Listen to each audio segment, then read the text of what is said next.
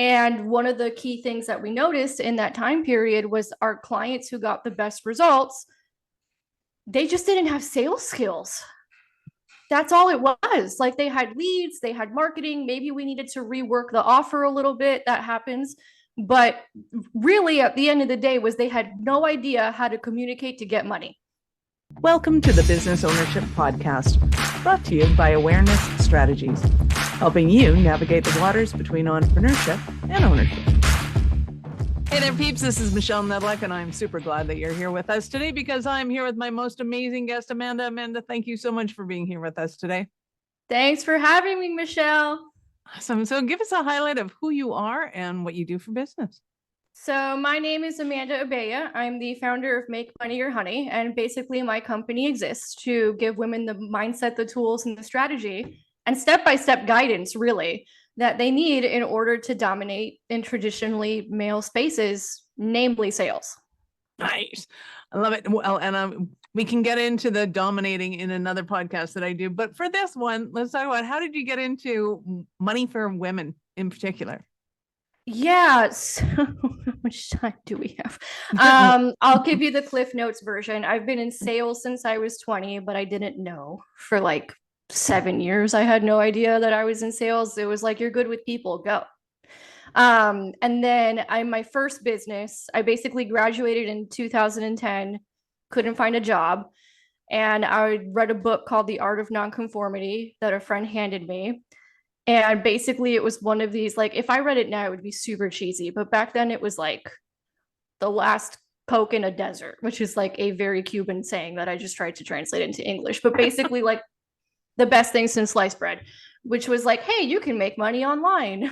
You can work from anywhere. You don't need a traditional job. What is a traditional job? I don't know if it's because we were in the middle of the Great Recession and I couldn't find a job, but I was like, why has no one ever told me this?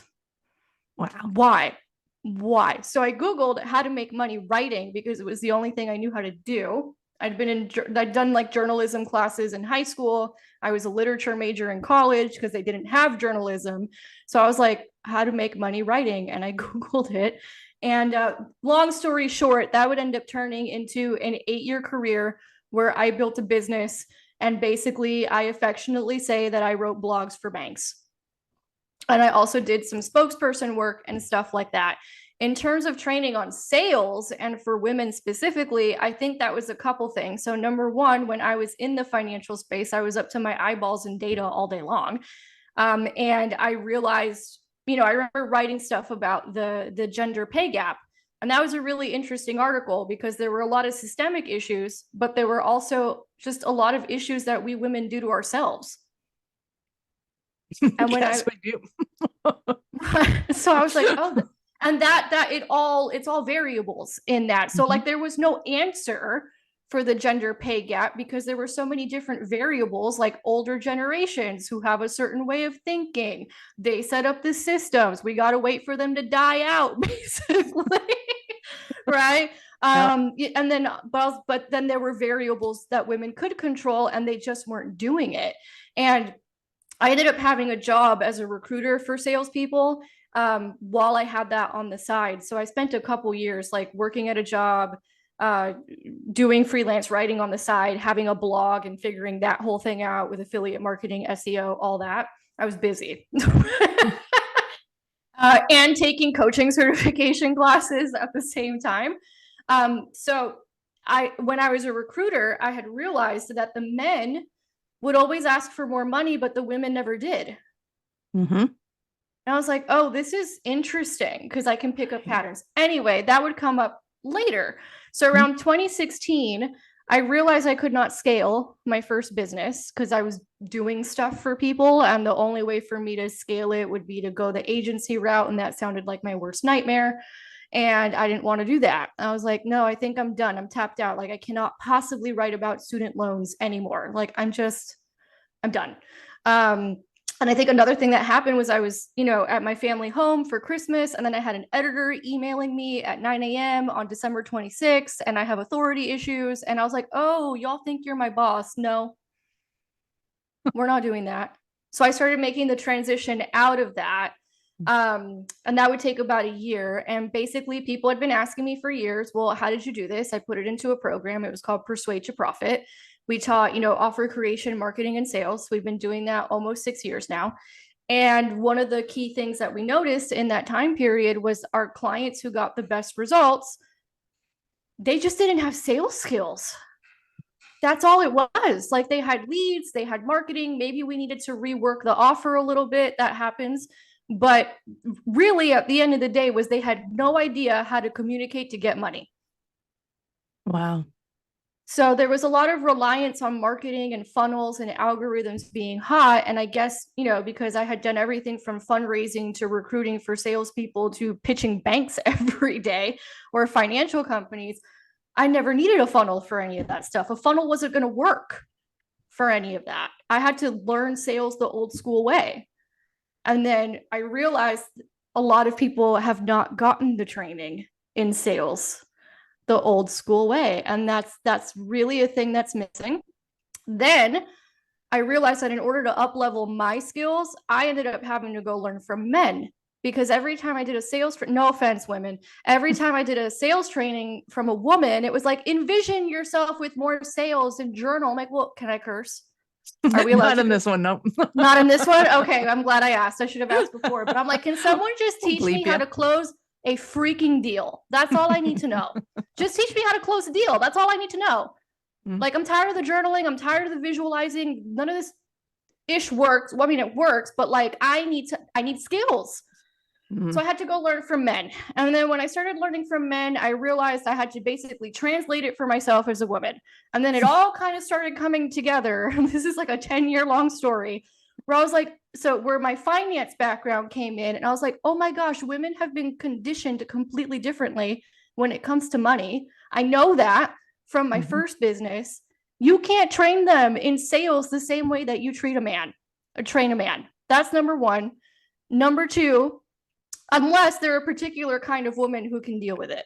Fair enough. Yep. Right. And most women don't want to deal with it. And I understand. I didn't care, but a lot of women do. And it's understandable. Then the other thing that I noticed was all the sales training out there.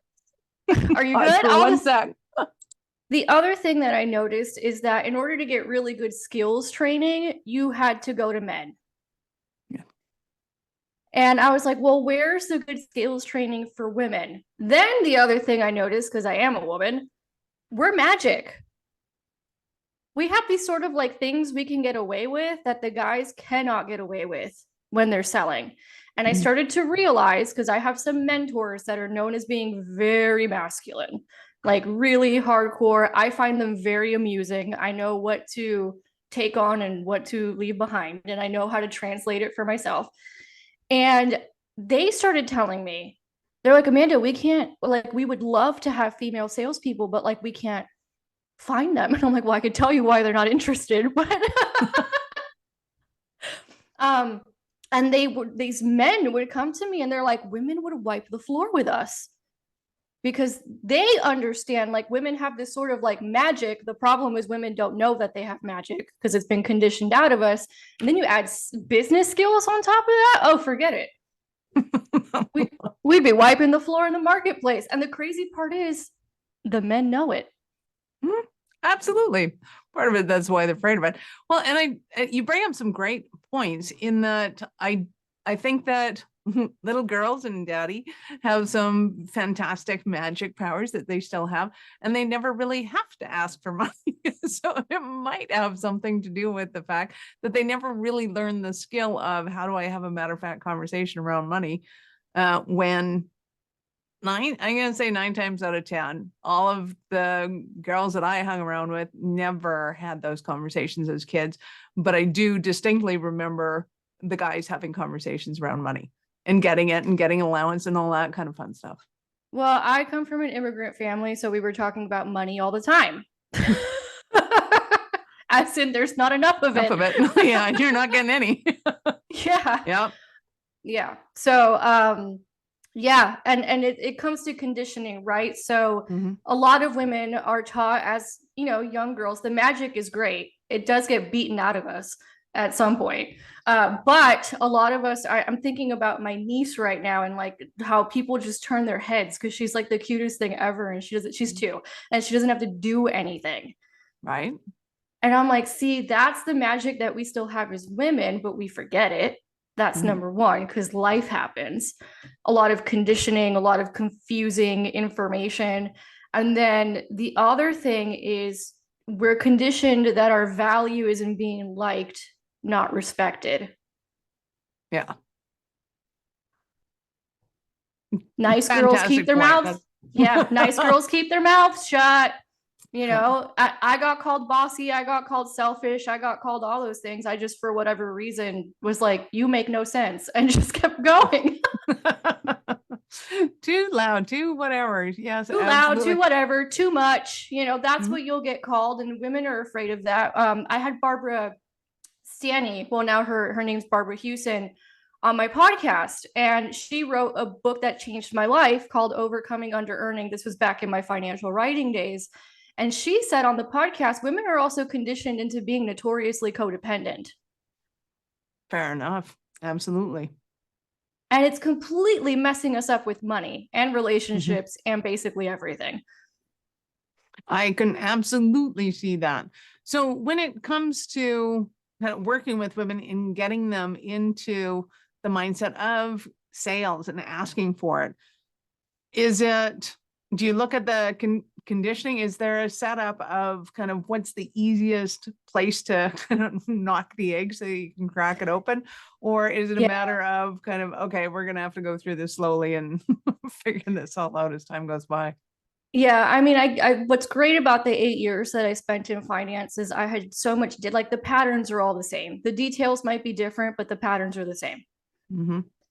So we don't have to spend too much time on it. And I spend most of the time on my marketing, talking about the mindset. So by the time we get in their program, it's like off to the races, let's go. One of the things that our clients tell us is like, you just get to the point quick. And I'm like, yeah, because I want you making money.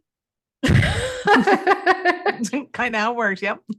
It's kind of how it works. But on our marketing, we'll talk more about the mindset stuff. You know, there's other things that women do. I mean, we have to have this conversation with clients every week where, you know, there's these archetypes of what basically the wounded feminine is. And one of them is the prostitute. There's a whole lot of women out here prostituting their time, money, and energy for a small check. The good news is, right? And there's also been a lot of industry stuff where a lot of women have been fed, oh, you know, just get into energetic alignment and your vibration and money's just going to fall on you and whatever. And they're realizing it's BS. And, or at least it's not the whole story. So the good news is it's interesting how in the last few weeks, my messaging hasn't really changed. I've always been a straight shooter. I've always given it to people straight. I'm always data focused. I'm very grounded, and something interesting has happened in the last 2 months where now women are ready to listen. Ooh. Oh yeah, there's something cool happening. Nice. I'd like to hear that. So do you have any idea what the cause of that might be? I think they're tired, right? I think the veil is being lifted, and there's been a lot, and we work in the same industry, so you know there's just been a lot of effery. Upheaval. Let's call it upheaval. And people are waking up and they're realizing, oh, I need like actual business skills and business strategy. Now the problem is, and I did a post about this morning, I also had Sharon Lechter on the podcast. She was the co-author of Rich Dad, Poor Dad. Here's the other problem. The problem women have to overcome now, and I hope I'm having an empowering messaging in doing this, is, so what? You made a financial mistake. Welcome to business. Stop carrying it around like a sack of potatoes on your back, which is I got from Sharon Lechter, because it's keeping you stuck. Yeah. Now it's becoming an emotional crutch. And I think part of what's happening is a lot of people are still doing marketing like it's freaking 2018 or 2015 or 2012. And I'm like, people just want the truth. So people are like, oh my God, your content's so great lately. What are you doing? I'm like, telling you the truth. Somebody yesterday was like, oh my gosh, I've gotten more value from your free stuff than people I've paid a lot of money to. And I'm like, yeah, because y'all have been getting lied to by 75% of the internet for years. So now you see the truth and you're like, ooh, what's that? Well, it The is interest. fascinating to me Go how ahead. when people recognize the truth, it's it's undeniable. You don't have to question it. You just go, yeah, that's truth. Okay. And I don't understand how it's become so elusive to people. It's like, okay, but you can tell when somebody's saying something, you're going, well, it could have facts in it, but it's still not true. You there's an innateness, and maybe it's just 50 years of experience and listening to bullshit. Maybe it's not as common, that maybe you do have to get a little bit bitter as time goes on to be able to see that. Yeah, I think there's something else going on as well. I posted about this yesterday, and a lot of people were like, whoa. And I was like, you need to learn to become self-sourced. I think part of what's going on, and this is later stages in business, but people are running, and this is where systems come in. People are running around so ragged because they're building such not efficiently run businesses that they're very overwhelmed. And when you're very overwhelmed, you don't have time to just sit down and shut up and do nothing.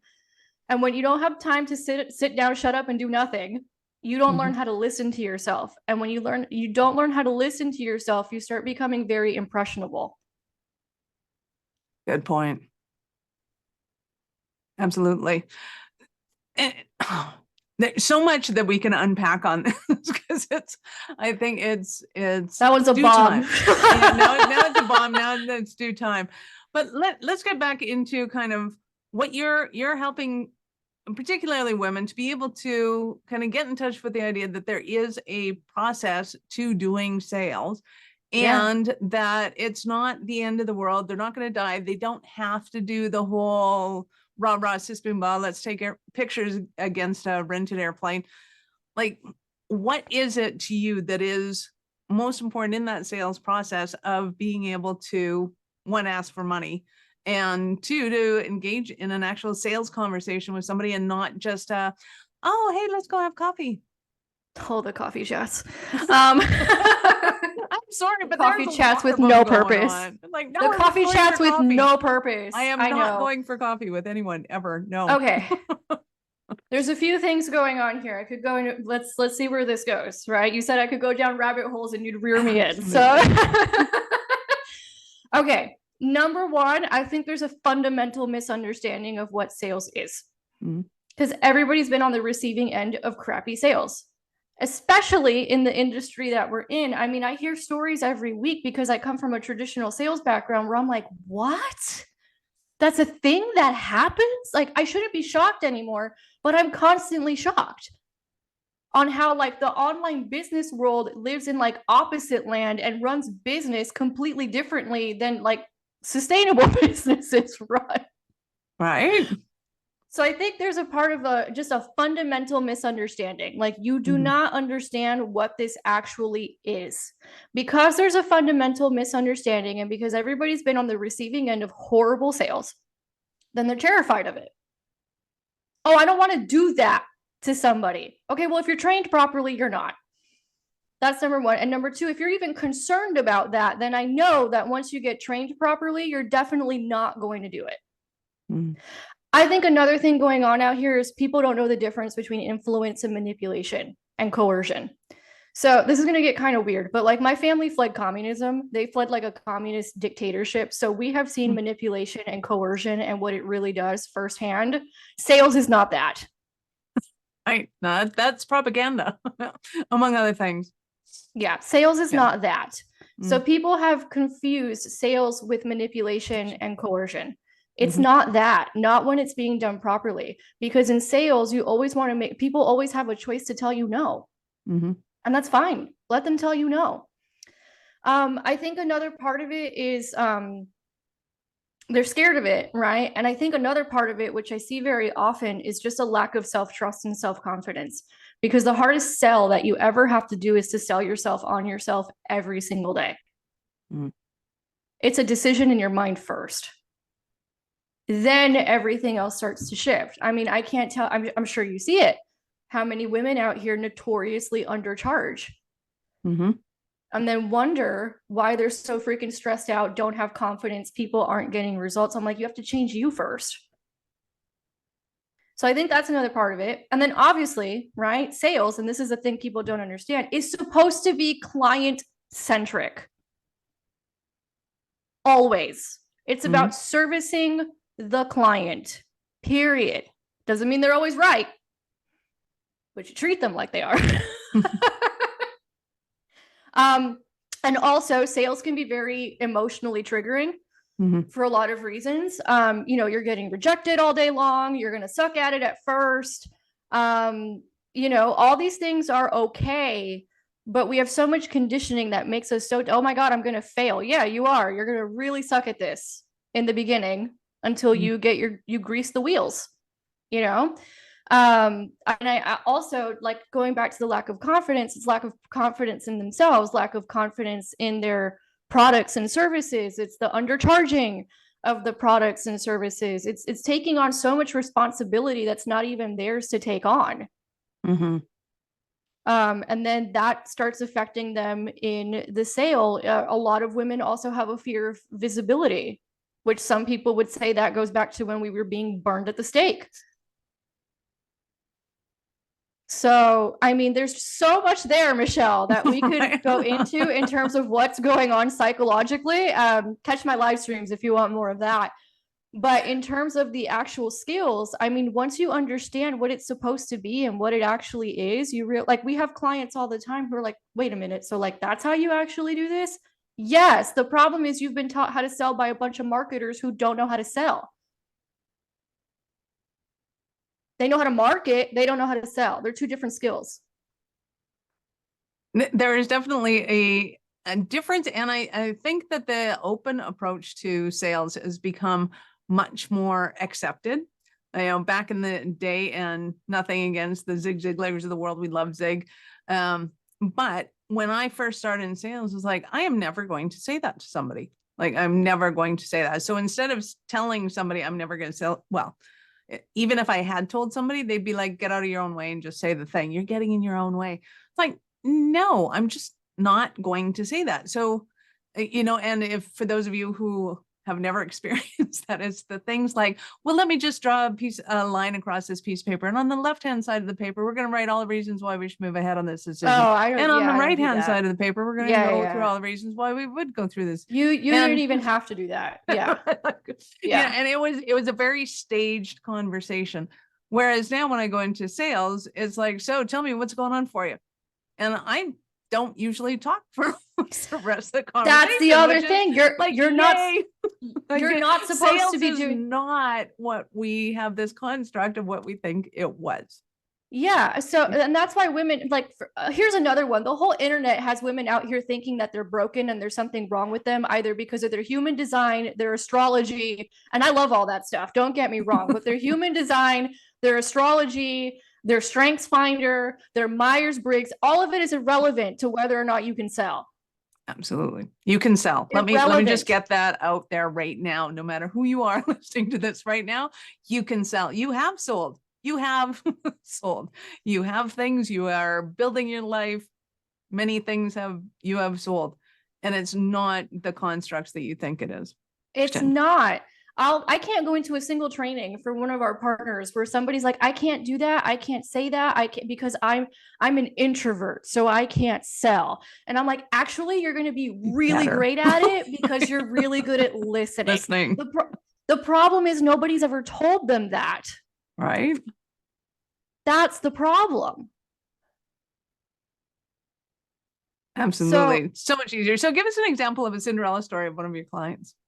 Oh, I can give you I could give you several, but I've got a really good Cinderella story of a team member as well. Nice. And I think that's really important, especially now when people are like, well, they're hiring like $3 VAs overseas. I'm like, don't do that for sales. VAs are not salespeople. No. Stop doing that. So client stories, I mean, we have a ton of them. We have a client, Tamar. She'd spent $25,000 on training programs, a lot of marketing. Great. She had a lot of leads. She had an offer that was pretty decent. It was good. She got one webinar on sales. Oh, you're going to need a lot more than one webinar on sales to get really good at sales. 3 days with us. And she had closed three $2,500 sales. 3 days. That's awesome. Yeah. Our clients do that all the time because I get to the point. Doesn't be that much more than a webinar, but it's got to be a little bit more. It's got to be more than a webinar, right? We have another one, Rolanda. Rolanda went from like not really making any money to closing a $14,000 sale in 2 weeks. Nice. We have tons of stories. Like my stories are like as long as CVS receipts. Nice. Because we get to the point and we're focused on results. And what we've heard from a lot of clients, no shade to other programs. I mean, I'm sure they're great in their own way, but they're like, God, we're so tired of sitting on all these like theoretical 3-hour-long webinars or going into a membership site with like 50 million videos where I don't even know where to start. And I'm like, no, ours is very step-by-step, consequential. Do this, then this, do this, then this, do this, then this. And that's one of the reasons why they get results so fast. I also have a story from one of our team members, Xenia, who's been with me 5 years, 6 years, something like that. So she came on when I was still in transition from the first business to the second business. And this was a hot mess. We had no systems back then, like zero. It was like leads coming from everywhere and no process. It was horrible. But a couple years ago, I noticed we had gone to an event together, high performers, that kind of stuff. She was terrified to go. I didn't know. She had told somebody else. A day into the event, she turns around, she looks at me and she says, why do I feel so good here? I was like, oh, I got a little high performer on my hands. Nice. The problem was it had never been developed and unleashed in her. Because like most women, she'd been told there was something wrong with her for having that. Mm-hmm. So we got to a point where I was like, you need to learn how to sell. Like, you want to make more money? Learn how to sell. Period. End of story. That's the only, that's what we're going to do around here, right? Everybody here is going to be responsible for bringing in money into the business. So even if sales is not your main thing, you're still selling at the end, because everything is sales at the end of the day. Well, she cried and almost quit. Aww. Right. But it's a good story, I swear, right? She cried and almost quit. And she goes, can I just like send No, you got to pick up the phone. Now, what most business owners would have done, they would be like, oh my God, you're so uncomfortable. Let me take that from me. Let me take it from you and overload myself. I was like, no, this is my company. This is what we're doing. And I know you can do better. Anyway, took a little while, right? She had to really learn. But in 1 year, she has done what took me 6 years in sales to understand. She's a whole new woman. I love it. I absolutely love it. So I know our listeners are going to want more from you. How did they start their journey with you? AmandaAbella.com. That's A-B as in boy, E-L-L-A.com. You could also find me on social media, Amanda Abella, everywhere. Basically, I am live streaming pretty much all the time. We got YouTube, we got podcasts. We're everywhere. I love it. And peeps, you got to go follow her because she's got some wicked information. So I get to ask you at this point, at what point in your life did you know that you were especially kind of crazy enough to think that you could become an entrepreneur? I think I've always been crazy because I've always been called crazy.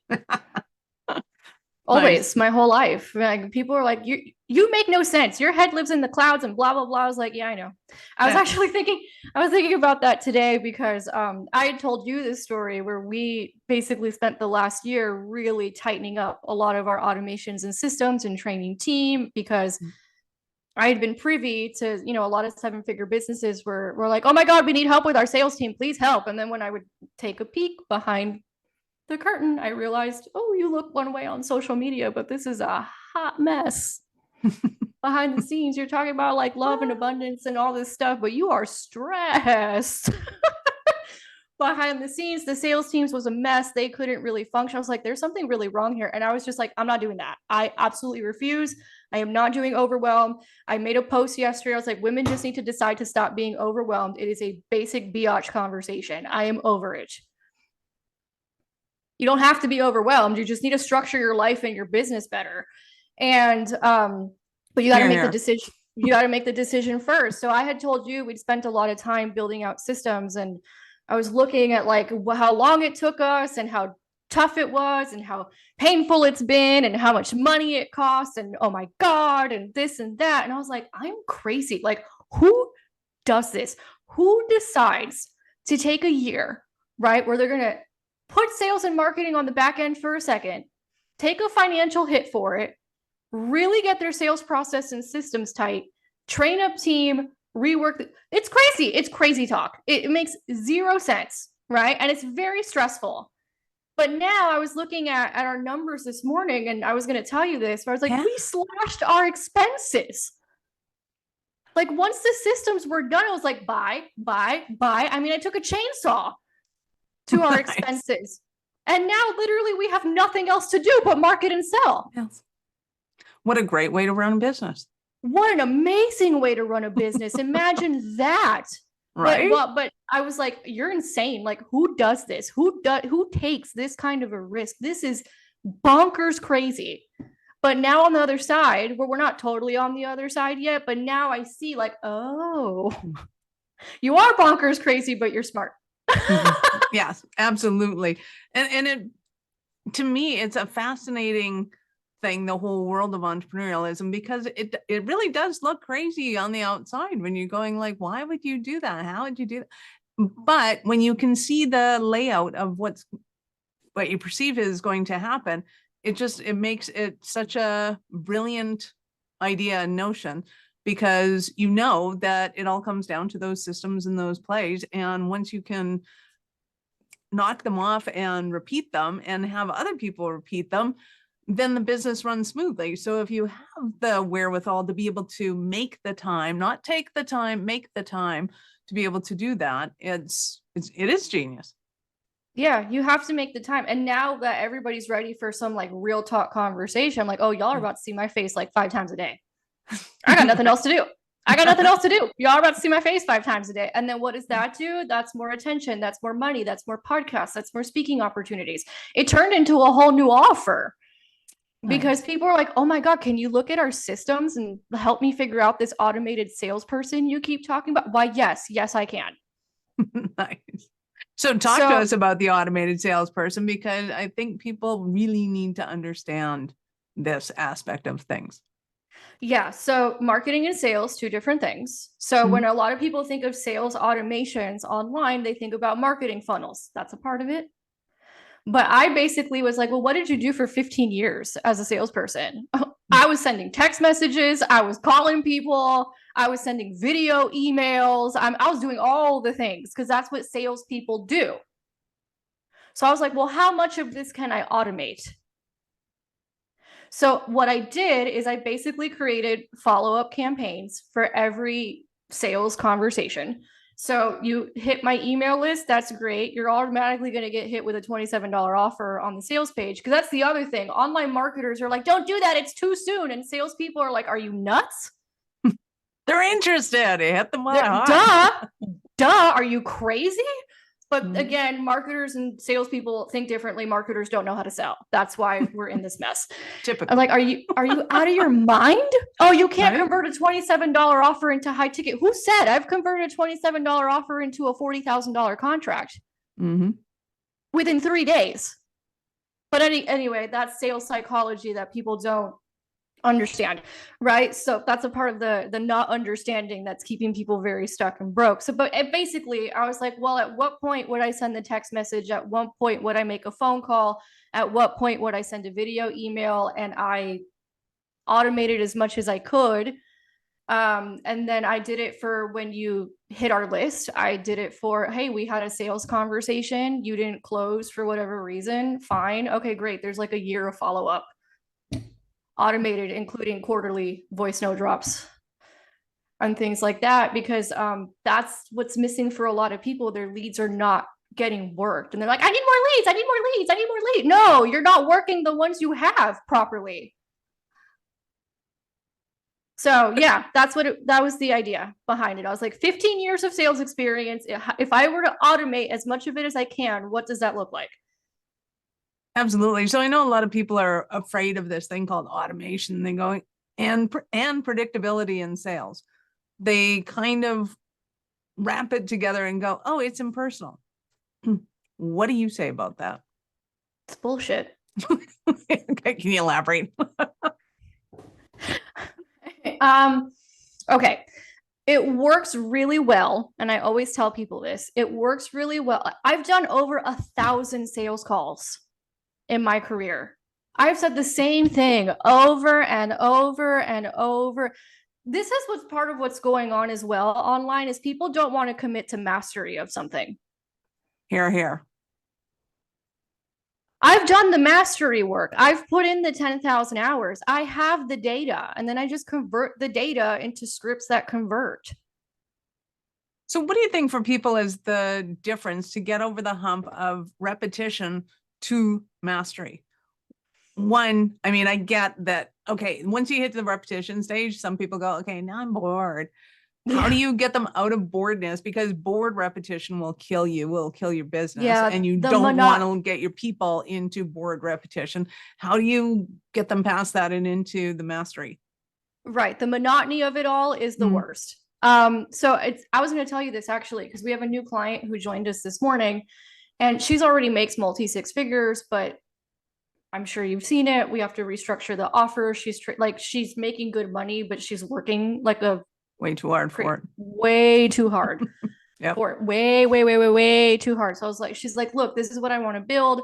I like what you've done. Where, she goes, I have 3 kids. Like, I don't want to be working all the time. And I'm like, oh, this one thinks like a smart person. Okay. She's thinking about like, how do I build something that could be more self-sustaining? And she also, I'll get to the other part. So I was going to tell you this today. I was like, okay, look, stage 1, rework the offer, stop trading so much time for money. No, it doesn't have to be you constantly delivering to your clients. In fact, it's a disservice to your clients if it's constantly you. Mm-hmm. That's number 1. It does not. So step number 1 is we got to get you leveraging your time better. Then, and this is where a lot of people are going wrong online, you hire a key player. Hire the one, right? Mm-hmm. Train them up. And when you train them, hire them to also do sales. Because I have multiple people in my DMs. Amanda, I want like a really great, like highly skilled salesperson. I want them to be like so in alignment with me. I want them to really be client centric and service first, but I want them to be commission only. I'm like, you're not going to get all that on commission only. It's not going to happen. If you want somebody like that, you have to commit to them in order for them to commit to you. And you have to build that. Mm-hmm. You have to develop that. It doesn't come in a box. Those people already have jobs. They're not looking for you. Exactly. Really good ones, probably. Really good. So how do you get out of that? How do you snap out of I want kind of like a mini me, or I want everything? How do they start to kind of break that mold, in your opinion? You want to know how I broke it? I had to go through a lot of pain and torture first, and realize, oh, that doesn't work. Yeah. But now we help our clients avoid it. So I think it's just unrealistic expectations, and that's part of what's gone on. Well, and I think it's and bad advice about hiring. That's not sustainable. Hiring a bunch of mini-me's, they're going to go out and they're going to start their own companies because mini-me's aren't right. Like, why are you? We don't want jobs. We get fired by our sisters. This is not what I want. Right. Like, why are you hiring people in your programs that have their own businesses? Right. That makes no sense. I'm telling you, like, why would you do that? Because it's kind of like, no. You want to build a real business. You say you want people committed to you in the Kool-Aid, especially for salespeople. It's such a special relationship. You can't close unless you're convicted. You can take orders, but you can't close. You can't really do sales and business development. So then what happens is the business puts themselves in a position, which is a good position to be in fairness, but we're in an economic contraction right now, and it's not working so well for people anymore because there's more objections that people are coming up against. There's more uncertainty people are coming up against. Inbound order takers don't know how to deal with any of that. Zero. And then the owner... It's not their job. It's right? not Their their job is job. to take the order, not to deal with objections. They're supposed to Right. They're already like, be sold by that point. I want an inbound closer. You want an order taker, is what you're telling me? Fine. I mean, but that's not a salesperson. Salespeople know how to develop a business. Mhm. They know how to go out and find business. Oh, we don't have leads today. Let me pick up the phone. So the business doesn't have to stop. You know, again, I come from like more traditional background with sales. I mean, for crying out loud, like I had banks as clients, you know, so and I was in recruiting, and we did recruiting for Fortune 100, 500 companies. Like the stuff that goes on the internet, they're like, make it make sense. Like you cannot run a sustainable, efficient business this way. So I think it's like a lack of expectations. And I was telling this person, like, find the key person, right? Then after that, don't keep hiring more people. I did that. It was a massive mistake because of bad advice online. After that, nail those systems, nail them, because it's a lot easier to plug people into an already working system. Absolutely. You can train skills people. You can train the system. Yes, you can train. And that's another one, it. right? People want to hire salespeople for skill. I'm like, you can train on skills. You need to hire salespeople for resilience and grit and a culture fit. The story I told you about, she's hysterical. I'm like, what made you not quit? I'm gonna curse, sorry, but it wouldn't work if I didn't. It's all good. Okay. Right. She goes, because my mom didn't raise a little bitch. That's why. But that's what you're looking for business and development. A salesperson, and sales. It has to be. You're not looking for skills. You're looking for that. That's what you're looking for. So, you know, it's bad hiring advice. It's, you know, I stopped paying attention, and I started paying attention to people who ran real businesses and started getting more advice from them. And, you know, it was terrifying, because you have to make a decision. Like, am I doing this for real or not? Am I going to keep living in dysfunction or not? And I refused to live in dysfunction. It doesn't mean everything's perfect and everything's great. You know, you've run businesses for a long time. Never. Right? Never. Right. But there's a huge difference between dysfunction and codependency. There is in having a business that runs on systems and support. And right. And it was hilarious, because when I was getting called in by the 7-figure coaches to go look at their sales teams, I'm like, we have to rework this entire freaking business. This is a nightmare. And then I didn't want to touch it with a 10-foot pole. And then I realized, oh, they don't have the right systems in place. Like, how am I going to get your team on cohesion if they don't even know what's going on? And I'm like, well, what are their numbers? I don't know. Who's running these numbers? Like, how are y'all making money? I don't like, or if you are making money, you're in chaos. Complete chaos. Running business on Excel spreadsheets or lack thereof. Worse. What's your CRM? I don't have one. What do you mean you don't have a CRM? What?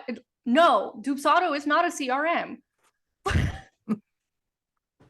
You know, of course, this depends what stage of business you're in. I know your people are much, you know, higher levels, so we're having that. Some yes, some no. Some need to figure that out.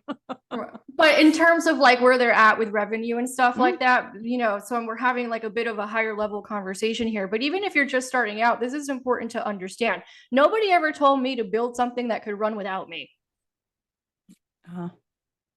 Now, am I there yet? No. That's why we're here. That's why we're here. And even if you did, you'd build another one. I know, that's the other thing I've noticed. Like, all my friends who have like 8-figure, like really well functioning 8-figure, but like they did it the old school way. They just go start other businesses because they're bored. That's what we do. We're entrepreneurs. That's why you start to figure out that it's not kind of, there's no place you have to be. It's what are you building towards? And it's not, I've done this wrong, therefore the whole thing's gone. All of it is a learning experience. All of it is a process and an action towards the right thing. And that is why we do the podcast, is so that anybody in any phase of business can look at them and go, okay, here I am. What do I need now to be able to kind of course correct, to steer properly, to get out of the ruts and onto the highway, or off the highway and into the rails, so that we can just get a smooth rolling machine and then sell it, make money, and let's go do it again. And maybe hopefully we do it faster, or maybe we do it bigger, or maybe we do somehow, some way there's going to be a next one. Yeah. And it's going to be different. You know That's just what we do. That requires a commitment to greatness. Yeah. That's what it requires. It's a commitment to greatness. And a lot of people don't want to commit to it, and that's fine. Right. But then don't try and do all these things if you don't actually want to. Don't stick your hand in the crazy pie. Don't stick your hand in the don't stick your hand in the crazy pie if that's not what you want to do. And we didn't even go into, because you were mentioning selling off businesses. We didn't even go into just how, like, we have so many messed up stories about money and how that people literally think they're doing something wrong if they make money. There's so many reasons to go and talk to Amanda. So Amanda, thank you again for your time. I appreciate it immensely. I know how valuable it is. Any last words for our peeps? Commit to greatness, y'all. Stop living in chaos. It's not worth it. Nice. Peeps, this is Michelle Nedelec. Thank you for being here with us today. Be sure to subscribe to the show and share it with your friends. We love helping entrepreneurs grow.